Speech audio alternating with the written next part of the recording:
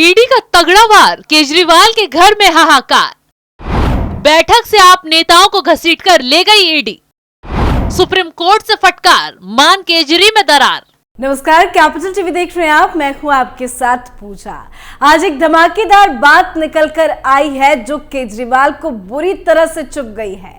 एक तरफ supreme court ने केजरीवाल की लंका लगा दी है, सारी नौटंकी फेल हो गई है, तो दूसरी तरफ दिवाली से पहले केजरीवाल का जेल जाने का रास्ता भी साफ हो गया है, जिसकी खबर लगते ही केजरीवाल खुफिया मीटिंग कर रहे हैं, जिसमें जनाब की जमकर फजीहत भी हो रही है।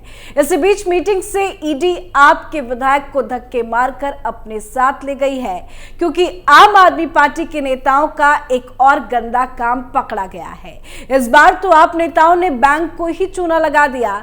तो चलिए सबसे पहले बात ₹1 वेतन लेने वाले उस आप विधायक की करेंगे, जिसने 40 करोड़ का गबन बड़े ही शातिर तरीके से कर लिया। दिल्ली से लेकर पंजाब तक ईडी ताबड़तोड़ एक्शन ले रही है। इस बार नंबर लगा है अमरगढ़ विधानसभा से आप विधायक जसवंत सिंह गज्जन माजरा का। माजरा को एक सभा के बीच से ईडी घसीटते हुए साथ ले गई, जिस दौरान ईडी ने वहां धाबा बोला। आम आदमी पार्टी के नेताओं में भगदड़ मच गई है। तुरंत ईडी ने जसवंत सिंह को गिरफ्तार कर लिया। दरअसल ईडी उन्हें 4 से 5 समन भेज चुकी थी, लेकिन जनाब ईडी को ही आंख दिखाने की कोशिश कर रहे थे। इस बार ईडी ने समन नहीं भेजा, बल्कि खुद वहां पहुंचकर जसवंत सिंह का खेल खराब कर दिया। इस खबर के सामने आते ही केजरीवाल बुरी तरह से डर गए हैं, क्योंकि केजरीवाल की धड़कनें बढ़ रही है। इस ट्विस्ट का खुलासा करेंगे आगे, लेकिन उससे पहले क्यों जसवंत सिंह की भरी मीटिंग में ईडी ने हेकड़ी निकाली, चलिए वो आपको बताते हैं। दरअसल माजरा पर अपनी कंपनी तारा कॉर्पोरेशन लिमिटेड के जरिए बैंक ऑफ इंडिया से धोखाधड़ी का आरोप है। इस धोखाधड़ी में 40 करोड़ रुपए के लेन देन में हेराफेरी का दावा है। लुधियाना की बैंक ऑफ इंडिया की शाखा ने शिकायत की और माजरा पर मामला दर्ज हुआ और माजरा एजेंसियों के रडार पर आए। सितंबर 2023 में सीबीआई का छापा पड़ा। एजेंसी ने दावा किया कि माजरा के पास से साइन किए हुए 94 ब्लैंक चेक, लाखों रुपए कैश, फॉरेन करेंसी और संपत्ति के कागजात मिले। सीबीआई के मुताबिक माजरा की फर्म को बैंक ने 2011-14 तक 4 बार में 40 करोड़ का लोन स्वीकृत किया था। एजेंसी का इल्जाम है कि फर्म ने अपने डायरेक्टर्स के जरिए स्टॉक्स को छुपाया, गलत इरादों से कर्ज की रकम में हेराफेरी की, क्योंकि स्टॉक्स छुपाए गए थे।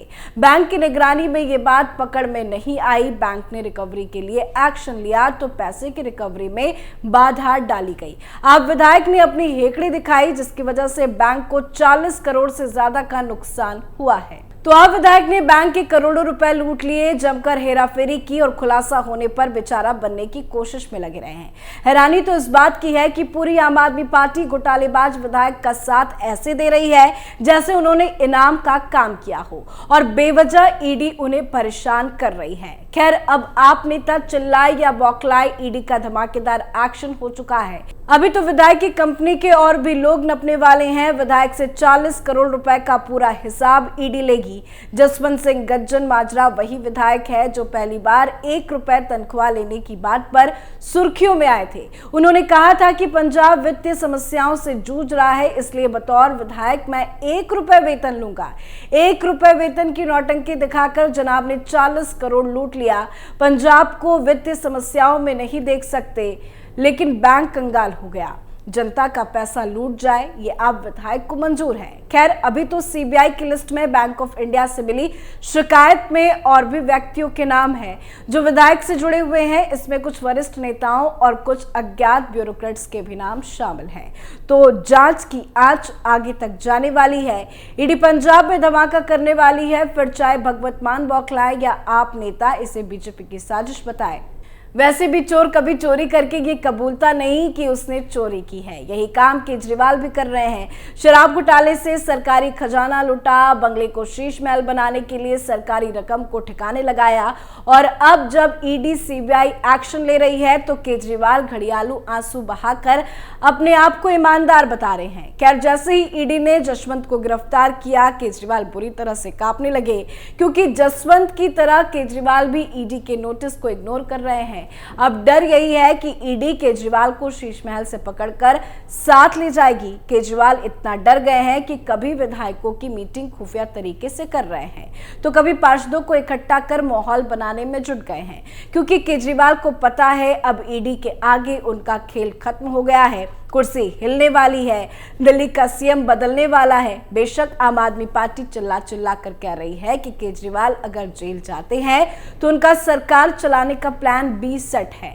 जेल से ही सरकार चलेगी। खैर ये हवाई बातें हैं, हर चीज में झूठ फैलाना केजरीवाल की टीम का काम हो गया है और यही वजह है कि इन्हें बार बार मुंह की खानी पड़ रही है। विधायकों को समझाने के बाद केजरीवाल ने दिल्ली नगर निगम के आप पार्षदों के साथ भी बैठक की। बताया गया कि आगे उन्हें क्या करना है। ये वो केजरीवाल हैं जो कभी विधायकों और पार्षदों से नहीं मिलते थे, वक्त ही नहीं होता था और आज इन्हें इकट्ठा करके उनके चरणों में गिर रहे हैं। कभी सचिवालय ना पहुंचने वाले केजरीवाल एक के बाद एक मीटिंग में आगे की रणनीति बना रहे हैं, क्योंकि अब उनको अपना डूबता भविष्य दिखाई दे रहा है।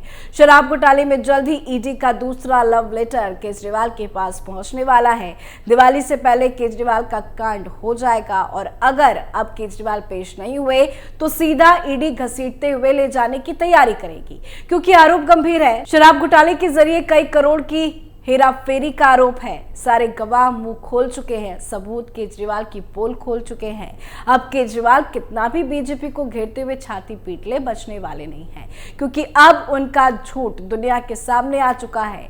तो एक तरफ घोटाले पर आम आदमी पार्टी की फजीहत हो रही है, दूसरी तरफ प्रदूषण केजरीवाल के लिए मुसीबत बनता जा रहा है।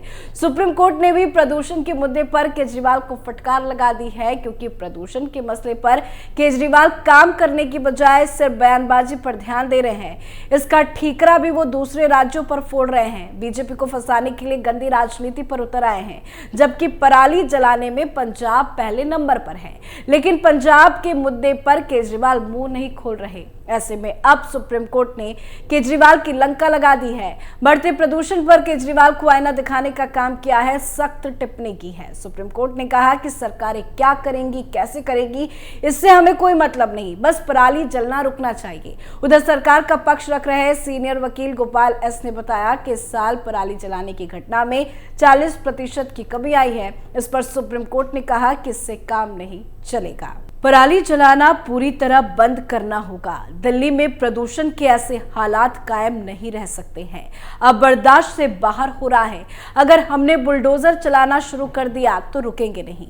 देखिए दिल्ली में कितनी बड़ी संख्या में बच्चे स्वास्थ्य समस्याओं से घिर गए हैं। हमें बिल्कुल परवाह नहीं कि आप कैसे करते हैं, बस ये रुकना चाहिए। कभी कभार बलपूर्वक और कभी कभी मदद करके फसल जलाना प्रदूषण का बड़ा कारक है। तो सुप्रीम कोर्ट ने पंजाब की भगवंत मान सरकार के रवैये पर नाराजगी जताते हुए साफ शब्दों में चेतावनी देते हुए कहा कि अगर सुप्रीम कोर्ट का बुलडोजर चलेगा तो रुकेगा नहीं। मतलब ये कि अगर सुप्रीम कोर्ट ने प्रदूषण के मुद्दे पर एक्शन लिया तो फिर दिल्ली सरकार हो या पंजाब की सरकार, सब कटघरे में आ जाएंगे। इसके साथ ही सुप्रीम कोर्ट ने दिल्ली सरकार के वकील से पूछा कि वो दिल्ली में वाहनों के प्रवेश को लेकर क्या कर रहे हैं।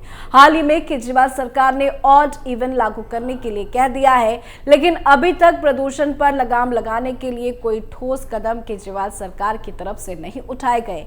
केजरीवाल सिर्फ बयानबाजी करने, दूसरे राज्यों पर इल्जाम लगाने में समय लगा रहे हैं, लेकिन काम के नाम पर जीरो दिखाई दे रहे हैं। खैर अब सुप्रीम कोर्ट में भी केजरीवाल फंस चुके हैं। उनके पास प्रदूषण पर लगाम कैसे लगाए जाए, इसके लिए कोई जवाब नहीं रहा है। सुप्रीम कोर्ट ने साफ कह दिया कि अब इधर उधर की बयानबाजी नहीं, सिर्फ काम चाहिए। किसी भी तरह से प्रदूषण पर लगाम चाहिए, फिर चाहे पंजाब पर पराली जलाने के लिए एक्शन क्यों ना लेना पड़े। केजरीवाल को एक बार फिर से मुंह की खानी पड़ी है और ये बात केजरीवाल को बड़ा चुभ रही होगी। आज के हमारे शो में फिलहाल इतना ही। कल एक बार फिर से किसी और नए मुद्दे के साथ पेश होंगे, तब तक देखते रहिए कैपिटल टीवी। नमस्कार।